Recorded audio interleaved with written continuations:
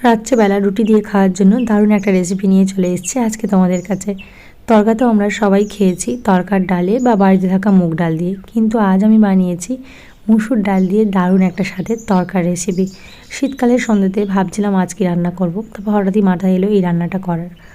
এই যে মুসুর ডালটাকে ভালো করে 4-5 বার জল পাল্টে পাল্টে ধুয়ে নিয়েছি, তারপর এটা আমি সেদ্ধ বসিয়ে দিয়েছি। আর এদিকে আমি কেটে রেখেছিলাম টুকরো করে আলু আর টুকরো করে কলা। কলাটাও অনেকক্ষণ জলের মধ্যে ভিজিয়ে রেখেছিলাম যাতে আঠাটা চলে যায়, তো এখন পুরোপুরি আঠাটা চলে গেছে। এবার কড়ার মধ্যে সর্ষের তেল দিয়ে গরম করতে দিয়ে দিয়েছি, আর গরম হয়ে গেলে দিয়ে দিলাম টুকরো করে কেটে রাখা কলা। আগেই কলাটা দিলাম, কলার একটু বেশি আটা থাকে তাই কলাটা একটু বেশি সময় দিয়ে হাতে নিয়ে ভাজলে ভালো হয়। তাই অল্প লবণ দিয়ে কলাটাকে সুন্দর করে ভেজে নেব একটু সময় নিয়ে।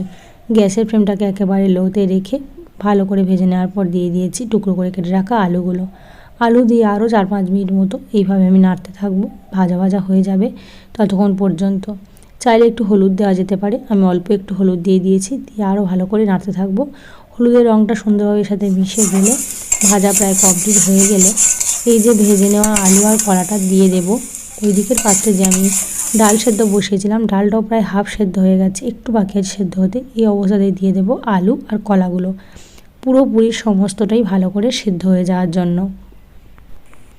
সমস্তটা দিয়ে দেওয়া হয়ে গেছে, এটা সেদ্ধ হয়ে থাক। ওদিকে ওই একই কড়াইতে আমি দিয়ে দিয়েছি আর একটু সর্ষের তেল গরম করতে, সেই তেলের মধ্যে দিয়ে দেব একটা ডিম ফাটিয়ে। এখানে চাইলে 2টো ডিম দেওয়া যেতেই পারে, আমি একটা দিয়েই করেছি। একটা ডিম দিয়ে দিয়েছি, তার মধ্যে অল্প একটু লবণ দিয়ে ডিমটাকে ভালো করে ঝুড়ো করে ভেজে নেব। তো ডিমটা সুন্দর করে বেশি করে তেল দিয়ে আস্তে আস্তে ভেজে নেব, ঝুড়োটা একটু ভালো করেই করে নেব। তো এরপরে কড়াইতে আবারও সর্ষের তেল দিয়ে দিয়েছি, দিয়ে তেলের মধ্যে দিয়ে দেব তেজপাতা, বেশ কয়েকটা তেজপাতা দিয়ে দিয়েছি, একটু জিরে ফোড়নের জন্য দিয়ে দিয়েছি। ভালো করে ভাজা হয়ে গেলে একটা সুন্দর গন্ধ বেরিয়ে আসলে দিয়ে দেব কাঁচা লঙ্কা, তারপর পেঁয়াজ কুচি দিয়ে ভালো করে, এখানে আমি একটা একটু বড় সাইজের পেঁয়াজ নিয়ে নিয়েছি আর 2টো কাঁচা লঙ্কা, সে তো দেখতেই পেলে, দিয়ে ভালো করে ভাজতে থাকবো।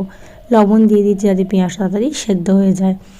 এইভাবে ভাজতে ভাজতে একটা সময় দিয়ে দিয়েছি আদা রসুন বাটা, অল্প 1 চামচের মতো আদা রসুন বাটা দিয়েছি, ছোটো চামচের 1 চামচ আদা রসুন দিয়ে ভালো করে কষিয়ে নেব। তারপর দিয়ে দেব হলুদ গুঁড়ো। ঝালটা খুব একটা বেশি দেওয়ার দরকার নেই, একটু মিষ্টি মিষ্টি খেতে হলে এটা ভালো লাগে, তাই অল্প একটু লঙ্কার গুঁড়ো দিয়ে দিয়েছি কালারের জন্য আর ঝালের জন্য। ভালো করে মশলা কষিয়ে নেওয়া হয়ে গেছে।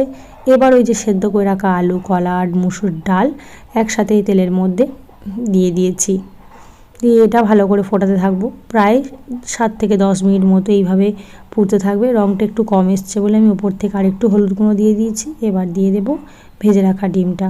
ভেজে রাখা ডিম দিয়ে আরও 2-3 মিনিট মতো ফুটিয়ে নেওয়ার পরে দিয়ে দেবো ধনেপাতা কুচি। আর এখন থেকেই কিন্তু এর গন্ধটা দারুণ এসেছে। এই যে ধনেপাতা কুচি দিয়ে ঝোলটা একটু কম হয়ে গেলে দিয়ে দেব গরম মশলার গুঁড়ো, 1/2 চামচ মতো গরম মশলার গুঁড়ো আর 1/2 চামচ মতো ঘি উপর থেকে দিয়ে দিয়েছি। ব্যাস, এখন আমার তরকা পুরোপুরি রেডি। গরম গরম রুটির সাথে এটা কিন্তু দারুণ লাগে। মুগ ডাল বা তরকার ডালের তো তরকা সবাই খেয়েছি, মুসুর ডালের একবার বানিয়ে অবশ্যই করে নিও, খেতে কিন্তু খুব ভালো।